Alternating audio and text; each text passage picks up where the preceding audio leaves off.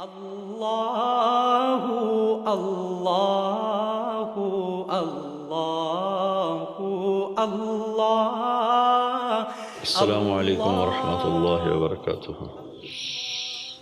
بسم اللہ الرحمن الرحیم، والصلاة والسلام علی رسولہ الکریم وعلی آلہ وصحبہ اجمعین۔ میرے محترم بھائیوں، دوستوں، عزیزوں، بہنوں،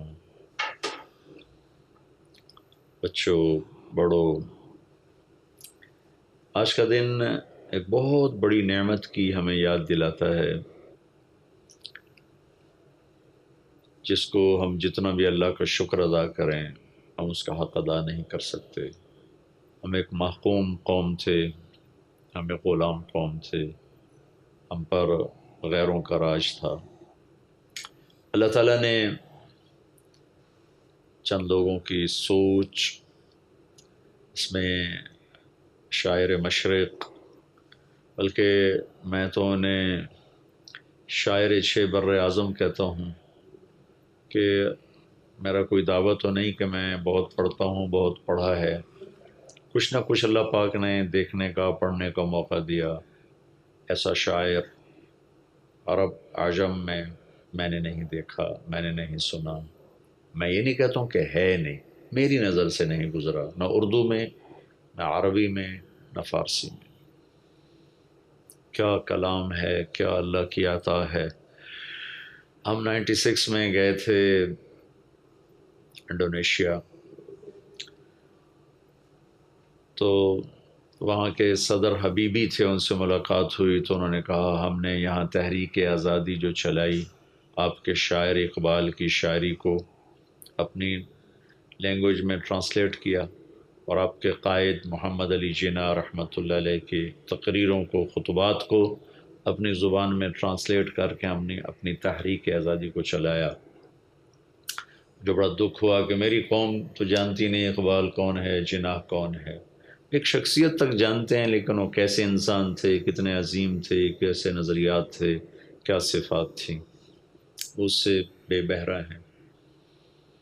سب سے پہلا تصور تو اقبال رحمۃ اللہ علیہ نے دیا کہ ایک الگ ہمیں اللہ ٹکڑا دے جہاں ہم اللہ کی مرضی کے مطابق زندگی گزاریں۔ اس خواب کی تعبیر اللہ نے پوری کروائی محمد علی جناح رحمۃ اللہ تعالی علیہ، جنہیں ہم محبت سے قائد اعظم کہتے ہیں۔ بے شک وہ اس خطے کے قائد اعظم تھے، اور اس شخص نے ٹی بی کے ساتھ اور بیماریوں کے ساتھ دنیا کی سب سے بڑی طاقتور قوم سے ٹکر لی۔ ان کو تلوار سے نہیں فتح کیا، توپوں سے نہیں فتح کیا، اپنی قوت اخلاق سے، قوت دلیل سے اور قوت صفات سے فتح کیا ہے۔ پر ہمارے نصیب میں ان کی قیادت بہت تھوڑی لکھی تھی کہ اللہ تعالیٰ نے ان کو 1 سال بعد ہی اٹھا لیا۔ تو یہ خواب دیکھا تھا اقبال رحمۃ اللہ علیہ نے، اس کو تعبیر دی، تعبیر تو اللہ نے دی، اس کی تکمیل اللہ نے کروائی قائد اعظم محمد علی جناح رحمۃ اللہ تعالی علیہ سے۔ اللہ ان دونوں کی قبروں کو نور سے بھرے۔ میں ان کے لیے ایصال ثواب کرتا رہتا ہوں، آپ سے بھی عرض کرتا ہوں کہ ان کے لیے ایصال ثواب کیا کریں۔ تو 14 اگست کو اللہ تعالیٰ نے ہمیں یہ خطہ دیا۔ اس کی تاریخ کیا ہے وہ اتنے تھوڑے وقت میں کیسے بتا سکتا ہوں، نہ ہی آج کسی کے پاس اتنا ٹائم ہے کہ وہ اس کو سنے۔ بہرحال بن گیا، اتنا ہی میں بتاتا ہوں کہ بہت بڑی قربانیوں کے بعد یہ ہمیں ٹکڑا ملا، اور اسلامی تاریخ میں 2 ریاستیں نظریاتی طور پر وجود میں آئیں اور نظریہ حق کی بنیاد پر وجود میں آئیں، اسلام کی بنیاد پر وجود میں آئیں۔ ایک مدینہ کی ریاست، جس کو اللہ تعالیٰ نے جناب رسول اللہ صلی اللہ تعالیٰ علیہ وسلم اور مہاجرین مکہ رضی اللہ تعالیٰ عنہم اور انصار مدینہ رضی اللہ تعالیٰ عنہم، ان 3 کے طفیل و ایک خوبصورت ریاست کو وجود بخشا، جس سے اٹھی ہوئی لہر نے 1000 سال تک مسلمانوں کو اڑان بخشی، اور آپس کی لڑائی جھگڑوں کے باوجود عروج اور اقتدار انہی کے دروازے پہ کھڑا رہا۔ پھر جب صفات گھٹتے گھٹتے گھٹتے وہ ہو گئیں کہ اللہ کے دین سے ٹکر لے لی، پھر 200 سال ہمیں گرتے گرتے گرتے 200 سال لگے، گرنے میں 200 سال لگے، اور پچھلے اب 200 سال سے ہم ذلت پستی کی آخری حدوں کو چھو رہے ہیں، اور اس میں نہ کسی طاقت نے ہمیں فتح کیا ہے، نہ کسی ٹیکنالوجی نے ہمیں فتح کیا ہے۔ کھوکھلی دیوار کو گرنے کے لیے کون سے دھکے کی ضرورت ہوتی ہے، یا دیمک زدہ لکڑی کو کٹنے کے لیے کون سے آرے کی ضرورت ہوتی ہے۔ جب قومیں صفات کھو دیتی ہیں تو ایک دیمک زدہ لکڑی ہوتی ہیں، وہ ایک شکستہ کھوکھلی دیوار ہوتی ہیں، انہیں ہلکا سا ہوا کا جھونکا بھی گرا دیتا ہے۔ 2 صدیوں سے چھایا ہوا ہم پر جو زوال ہے، اس کے پیچھے ہماری ٹیکنالوجی کی کمزوری کوئی بڑی چیز نہیں ہے۔ ہم نے ہمیشہ پوری دنیا میں امت نے راج کیا کمزور ٹیکنالوجی کے ساتھ، جس کی سب سے بڑی دلیل بدر کی جنگ ہے، اور اس پر پوری کتابیں ہیں کہ کس طرح اللہ تعالیٰ کی غیبی مدد ان کے ساتھ ہوتی تھی، اور کیسے انہوں نے اللہ کی غیبی تائید کے ساتھ باطل کے بڑے بڑے نقشوں کو توڑ دیا۔ اب 56 ملک ہیں دنیا میں، اور ذلت اور پستی کی انتہا پر ہیں۔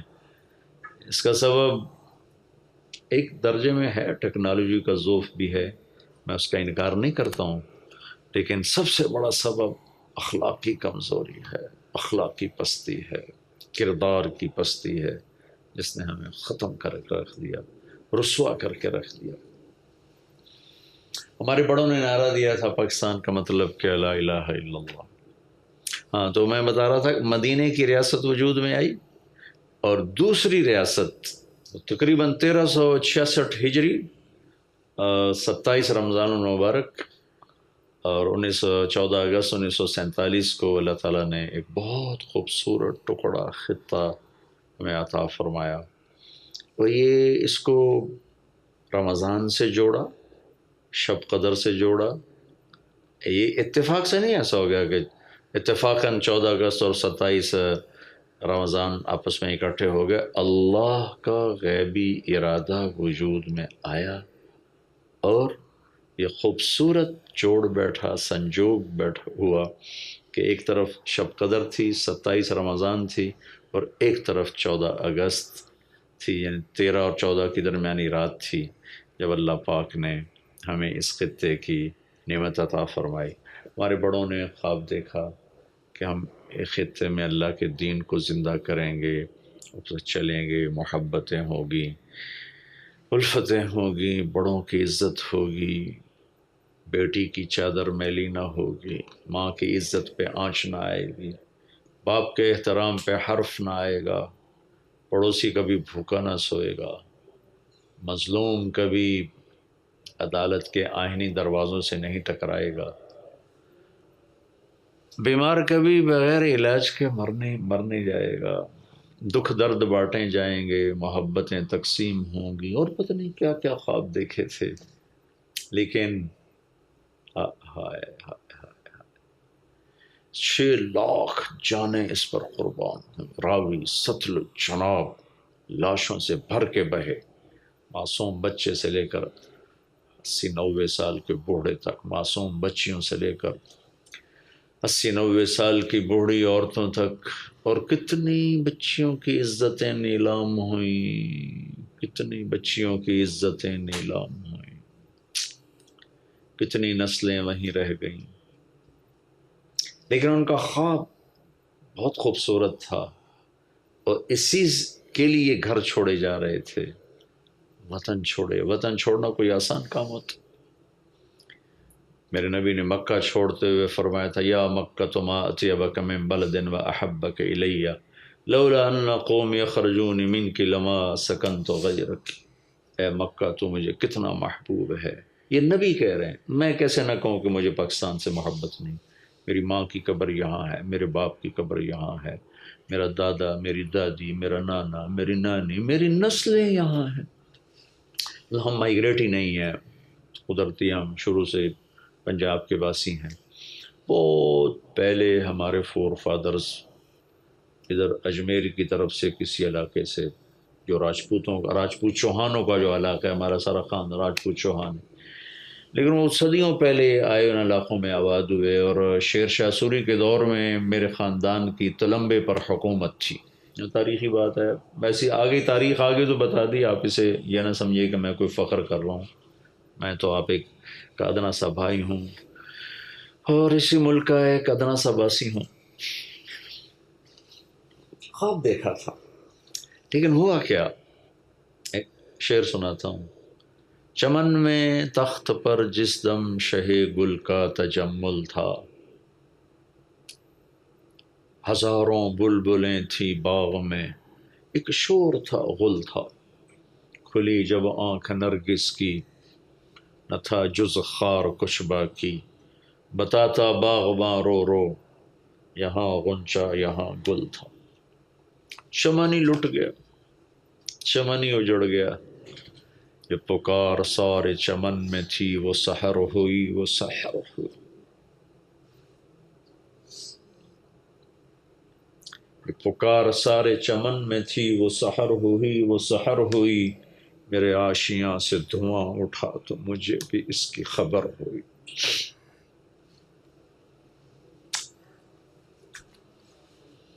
آج کا پاکستان اس لیے نہیں بنایا گیا تھا کہ زنا کے اڈے قائم ہوں، شراب کے بھٹیاں چلیں، جوا پولیس کی نگرانی میں ہو، زنا کے اڈے پولیس کی نگرانی میں ہو، چور ڈاکوؤں کے پشت پناہ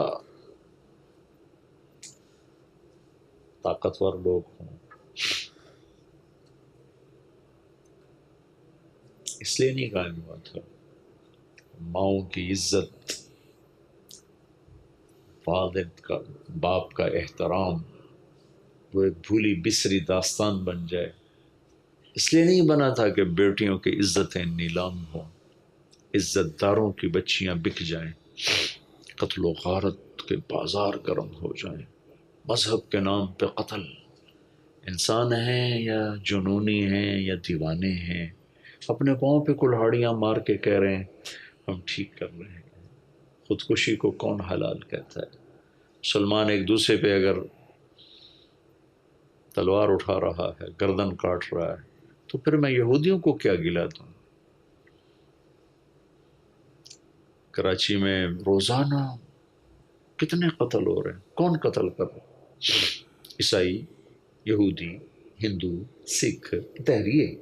یہ اپنے ہی اپنوں کے سینے میں خنجر اتار رہے ہیں، اپنے ہی اپنوں کی عزتیں لوٹ رہے ہیں. یہ خواب ہمارے بڑوں نے نہیں دیکھا تھا. ناچ گانے کی محفلیں ہوں، مخلوط تعلیم کے، ٹی وی پہ دلائل آ رہے ہوں کہ لڑکے لڑکیوں کا کٹھے پڑھنا کہاں ناجائز. ہاں ہاں، میں سوئی قوم کو نہیں جگا سکتا. بہرحال میرے عزیزو، میں بتانا تو تاریخ چاہتا تھا، لیکن میں دکھی ہو گیا.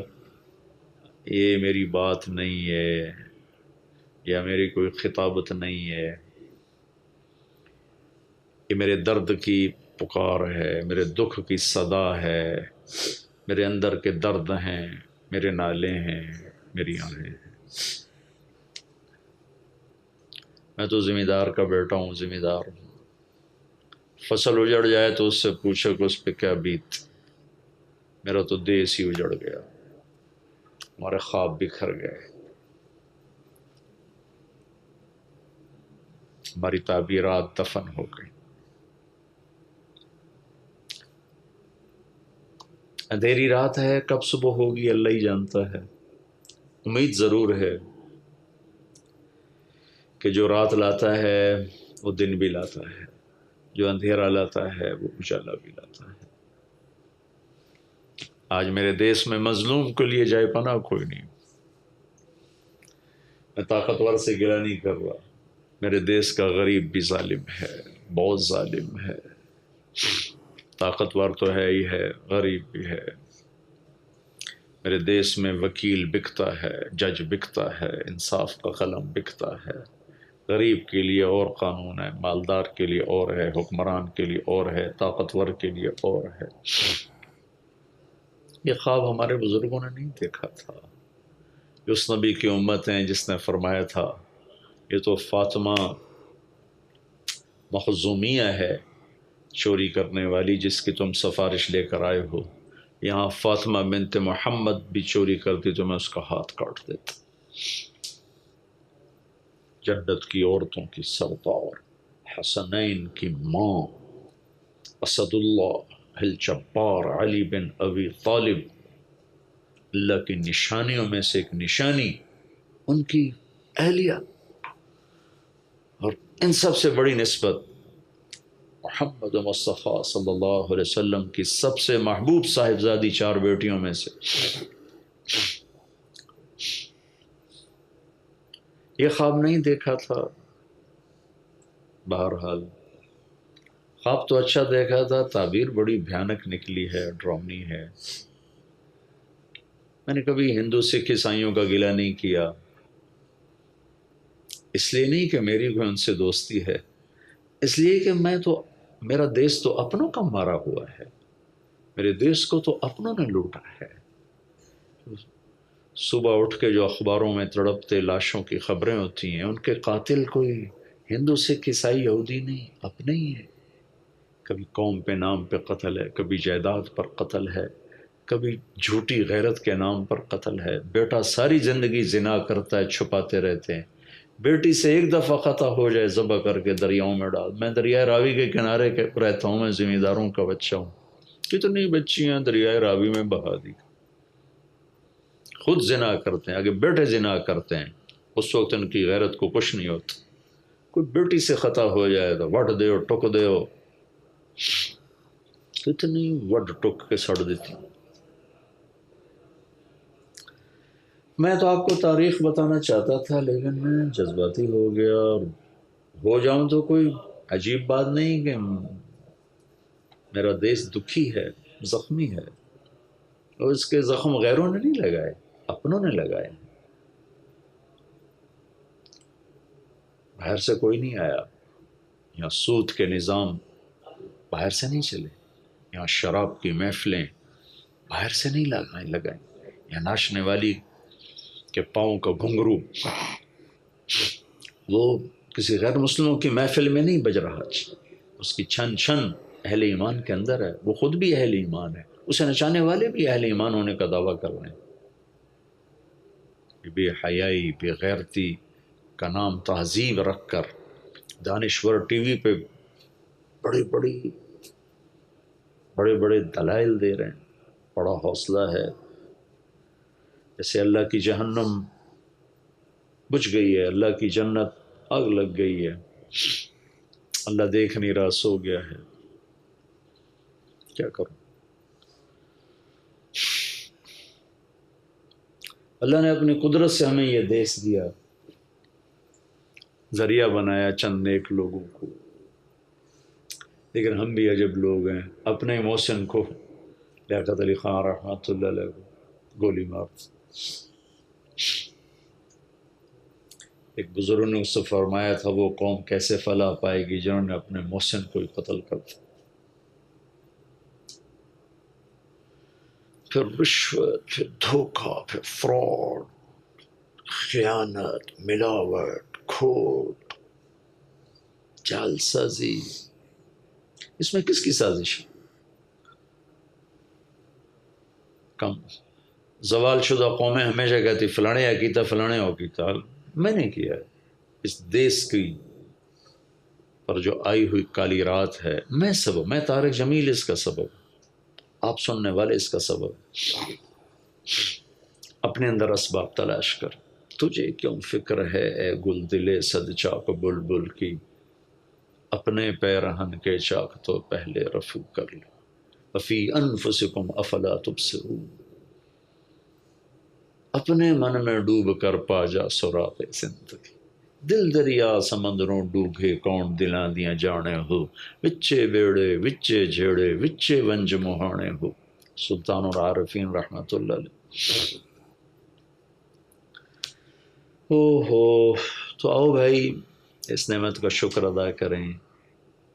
جیسے لوگ شب قدر میں جاگتے ہیں، شب معراج میں جاگتے ہیں، شب بارات میں جاگتے ہیں، 14 اگست کی رات بھی جاگیں. ہمارے بچے مال روڈ کو ون ویلنگ سے تباہ کر رہے ہوتے ہیں، اپنی جانوں کو بھی برباد کرتے ہیں، لوگوں کی زندگی بھی خوار کرتے ہیں، سائلنسر نکال کے پاگلوں کی طرف بھاگ رہے ہیں، شرابیں پی رہے ہیں، ناچ رہے ہیں. یہ اللہ کی نعمت کا شکر ادا ہو رہا ہے. جن چیزوں سے اللہ نے روکا اسی سے اس کا شکر ادا کرے، اسے بغاوت کر کے اس کا شکر ادا کر. تو او بھائی ہم سب اس رات کو اللہ کے سامنے روئے دھوئیں. یہ میری بات یاد رہے، میں کوئی سیاسی آدمی نہیں ہوں، لیکن انقلاب ایسے نعرے سے نہیں آتا، جلسے جلوسوں سے نہیں آتا. اپنے آپ کو بدلیں گے، یہ انقلاب کا اصل راستہ ہے. میں اپنے آپ کو بدلوں، میں ٹھیک ہو جاؤں. اور میں تقریباً ہر بیان میں یہ بات دہرا رہا ہوں، بڑے بڑے عیوب کا ہم شکار ہیں. اجتماعی طور پر ہم کوشش کریں، جھوٹ چھوڑ دیں، ظلم چھوڑ دیں، بددیانتی چھوڑ دیں.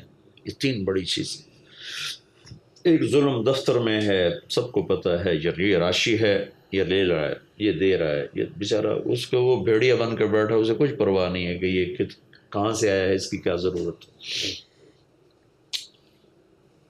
یہ قاتل ہے، یہ مقتول ہے، یہ ظلم ہے. یہ جھوٹے پرچے دے رہا ہے، یہ ظالم ہے، یہ مظلوم ہے. یہ زمین دبا گیا، یہ ظالم ہے، یہ مظلوم ہے. یہ سب کو معلوم ہے.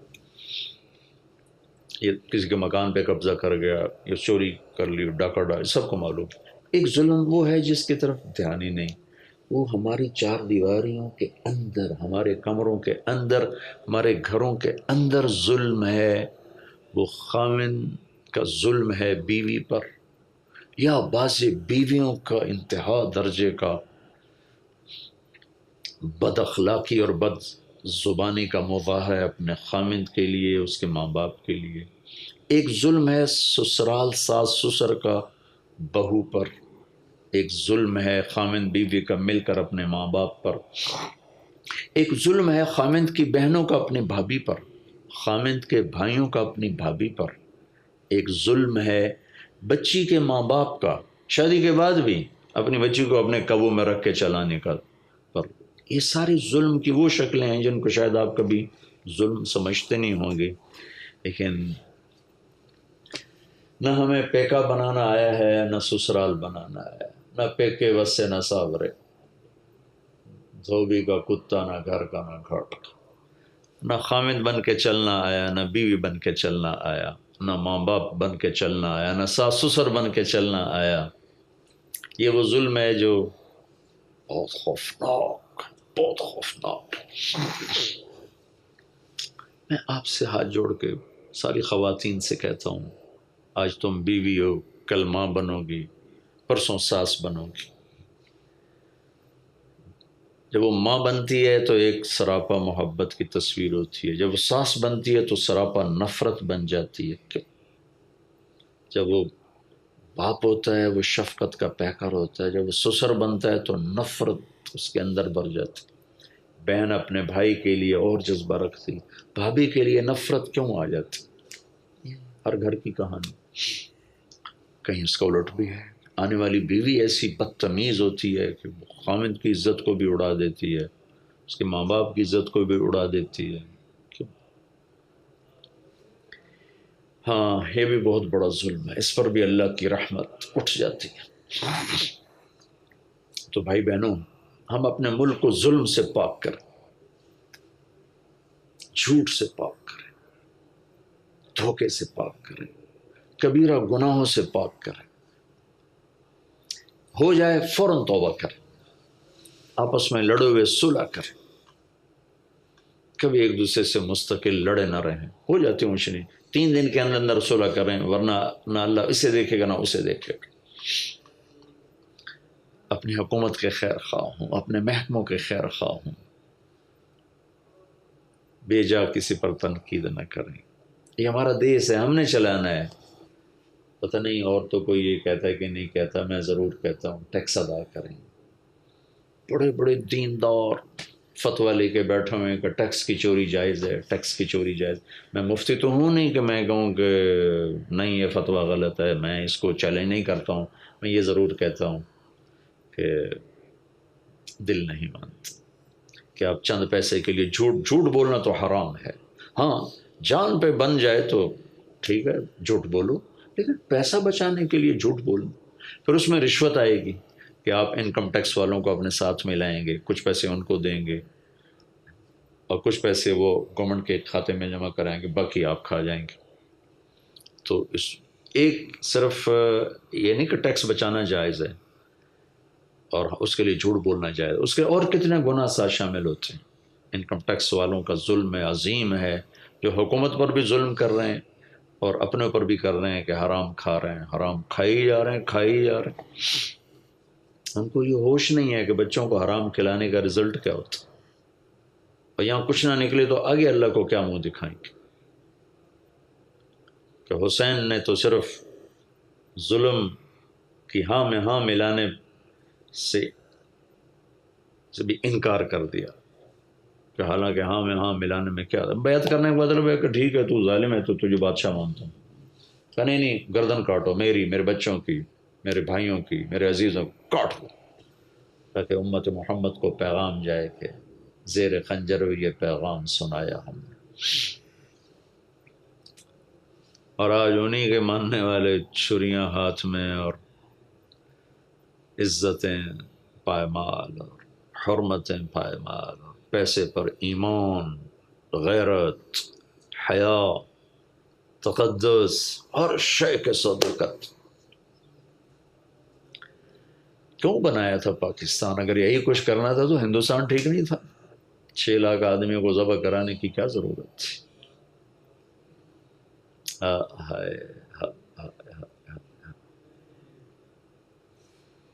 تو بہت لمبی ہوگی بات، میں تو چھوٹے چھوٹے کلپ دیا کرتا ہوں، لیکن بس جذبات میں آگے چلا گیا۔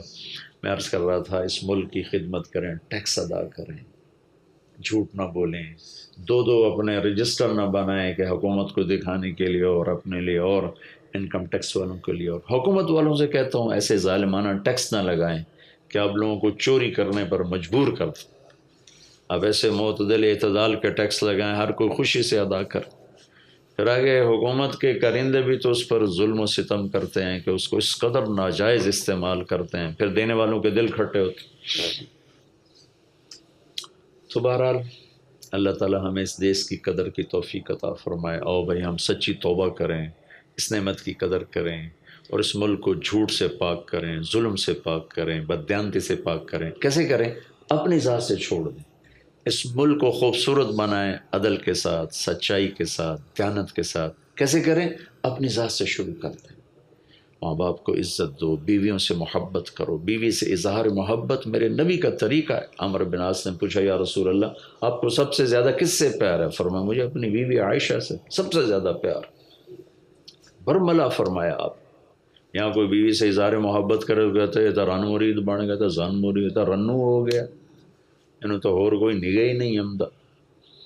بہنیں ذلیل کر دیتے ہیں، ماں باپ ذلیل کر دیتے ہیں، بھائی ذلیل کر دیتے ہیں۔ خامدوں سے کہتا ہوں بیویوں کو پروٹیکشن دو، ان کو عزت دو، احترام دو، نوکر بنا کے نہ رکھو۔ ماں باپ کی خدمت خود کرو، ماں باپ تمہیں قتل بھی کرے تو گردن پیش کرو، لیکن تمہاری بیوی پہ زیادتی کریں سامنے آ جاؤ کہ نہیں ابا اماں معاف کرو، مجھے جو کہنا ہے کہو، اسے کچھ نہ کہو۔ بیویوں سے کہتا ہوں خامد کو عزت دو۔ شادی کے بعد تمہارے ماں باپ کا تم پہ حق تھوڑا ہے، تمہارے خامد کا حق تم پر زیادہ ہے۔ خامد کے ماں باپ کو اپنے ماں باپ سمجھو، ان کو عزت دینا اپنی عزت سمجھو، ان کی خدمت کرنا اپنی سعادت سمجھو۔ بہنوں سے کہتا ہوں کہ آنے والی اپنی بھابھی کو اپنی بہن بنا کر رکھو۔ لگائی بجائی، حسد، بغض، میں اسی معاشرے میں رہتا ہوں، ہر وقت یہ دیکھتا ہوں، دل جلتا ہے، دیکھ تو دل کے جان سے اٹھتا ہے، یہ دھواں سا کہاں سے اٹھتا ہے، کور کس دل جلے کی ہے یہ فلک، دھواں صبح و شام یہاں سے اٹھتا ہے۔ میر تقی میر مرحوم یاد آ گیا۔ اب تو اردو بھی ڈر لگتا ہے، پتہ نہیں یہ کسی کو سمجھ میں آئیں گے کہ نہیں آئیں گے، جو کہ اردو لکھنا پڑھنا سیکھنا بھی بھولتے جا رہے ہیں ہم لوگ۔ اس ظلم و ستم سے اپنے نوکروں پہ زیادتی نہ کریں، گالیاں نہ دیں، ماریں نہیں، تھپڑ نہ ماریں۔ ہمارے ذمہ داروں میں نوکروں پہ بہت ظلم ہوتا ہے، بہت ظلم ہوتا ہے، بہت ظلم ہوتا ہے۔ اب تو شہروں میں بھی یہی حال ہے، جس کے بعد 4 پیسے آتے ہیں وہ نوکروں کو انسان ہی نہیں سمجھتا۔ میں ڈیرے میں بیٹھا تھا، ایک ہمارا کمی آ گیا، رونے لگا۔ ہمارے کسی عزیز نے اس کو بہت گالیاں نکالی، وہ رونے لگا۔ کی ہو جائی باجی میاں صاحب، غریب دی نہ ماں ہوندی ہے، نہ بہن ہوندی ہے، نہ دھی ہوندی ہے، یہ صرف ذمہ داراں دیاں بہناں ہوندیاں تے ماواں ہوندیاں، ساڈی کوئی نہیں ہوندی۔ جتھے مرضی آوے پن چھڈو۔ پن چھڑنا ہماری زبان کہتے ہیں گالیاں دینا۔ نوکروں پر وہ ظلم و ستم ہے کہ زمین آسمان کانپ اٹھتے ہیں۔ ہوئے تم دوست جس کے دشمن اس کا آسماں کیوں۔ جب کشتی کے سوار ہی پھٹے توڑنے لگ جائیں تو موجوں کا کیا گلا۔ کشتی کے مسافر ہی اب کلاڑے لے کے کشتی توڑنے لگ جائیں تو موجوں سے کیا گلا۔ تو ہم بھائی اپنے دیس کو خوبصورت بنائیں۔ صبح اٹھ کے ہم نہیں جھاڑو دیتے، ہمارے جن کے پاس 4 پیسے ہیں ان کے نوکر جھاڑو دے رہے ہوتے ہیں، جن کے پاس اتنے وسعت ہیں خود ہماری خواتین جھاڑو دے رہی ہوتی ہیں۔ تو اب ہم اپنے چاروں صوبوں کے آنگن کو صاف کریں، بلوچ پنجابی نفرت مٹائیں، سندھی پنجابی نفرت پٹھائیں، پٹھان پنجابی نفرت مٹائیں، شہری دیہاتی نفرت مٹائیں، محبت کریں، محبت کریں۔ میرے نبی نے پوچھا دین کا سب سے مضبوط عمل کون سا ہے؟ صحابہ نے کہا نماز۔ ہم کہا نہیں، جہاد نہیں، روزہ نہیں، حج نہیں۔ کہا جی پھر کیا ہے؟ کہا محبت۔ دین کا سب سے مضبوط عمل محبت۔ ہم اپنے دیس کو خوبصورت کریں محبت کے ساتھ، دیانت کے ساتھ، اور اللہ کے واسطے مذہب کے نام پہ نفرت پھیلانا چھوڑ دو۔ علماء کے سامنے ہاتھ جوڑتا ہوں، دین کو پیش کرو، فرقہ واریت کو ہوا نہ دو، اپنے مسلک مذہب پہ پکے رہو، دوسروں کا احترام، سب کو جنت میں جانے دو، اللہ کی جنت بہت بڑی ہے۔ میں تو سمجھتا ہوں پاکستان میں کوئی مسلمان بھی ہیں کہ نہیں، چونکہ ہر ایک دوسرے کو کفر سے نیچے تو آتا ہی نہیں ہے، تو پھر جنت کہیں جاونا ہے؟ کوئی راہ انتا دیو جڑا جنت جاوے۔ سارے ہی دوزخی بن گئے تو جنت اللہ کی کرنی اتھے، فرشتیاں نو واڑنے اتھے۔ تو سیاسی اختلاف کرو احترام کے ساتھ، مذہبی اختلاف کرو احترام کے ساتھ، صوبائی اختلاف کرو احترام کے ساتھ۔ اختلاف کی گنجائش ہے، لڑنے کی گنجائش کوئی نہیں ہے۔ اپنے نوکروں سے محبت کرو، صوبوں سے محبت کرو، ایک دوسرے کی بھلائی چاہو، سوچو کس طرح ہمارا ملک فلاحی بنے۔ حکومتوں سے نہ کرو، اپنی ذات سے شروع کرو۔ فلاں نے یہ کر دیا، فلاں نے یہ کر دیا، یہ غلط بات ہے۔ میں کیا کر رہا ہوں، میں نے اب کیا کرنا ہے، بھائی یہاں سے ہم اپنا کام شروع کریں تو انشاءاللہ اللہ تبارک و تعالیٰ اس ملک کو ہمیں اس کی بہار خزاں دیکھی ہے، اللہ بہار بھی دکھا دے گا۔ ہاں اللہ کے لیے کیا مشکل ہے، جو چاہتا ہے کر دیتا ہے۔ ٹیکس دو، ذمہ داروں سے کہتا ہوں جو تمہارے اوپر لگتا ہے وہ دو، اور جو زکوٰۃ اللہ نے فرض کی ہے وہ ادا کرو۔ جو ذمہ داروں پہ عشر آتا ہے، عشر کہتے ہیں ویسے تو 10 کو کہتے ہیں 10واں، لیکن نہری زمینوں پر 1/20، یعنی 20 من ہے تو اس میں سے 1 من غریب کا، 20/1، 20 من میں 19 من میرے ہیں، 1 من اللہ کہتا ہے جا کے غریب کو دے۔ 100 من چاول، 100 من گندم، 100 من مکی، 100 من آلو، 100 من کپاس، 5 من غریب کو دے دو، 95 من گھر لے جاؤ۔ یہ ذمہ داروں سے کہتا ہوں، فصل کی زکوٰۃ ادا کریں، پیار محبت سے رہیں، الفت و محبت سے رہیں۔ مالداروں سے کہتا ہوں جو حکومت نے ٹیکس لگایا ہے ضرور ادا کریں، ضرور ادا کریں۔ اگر آپ اسے غلط بھی کہتے ہیں تو اس کو صدقے میں ڈال دیں کہ آپ کا صدقہ ہو گیا۔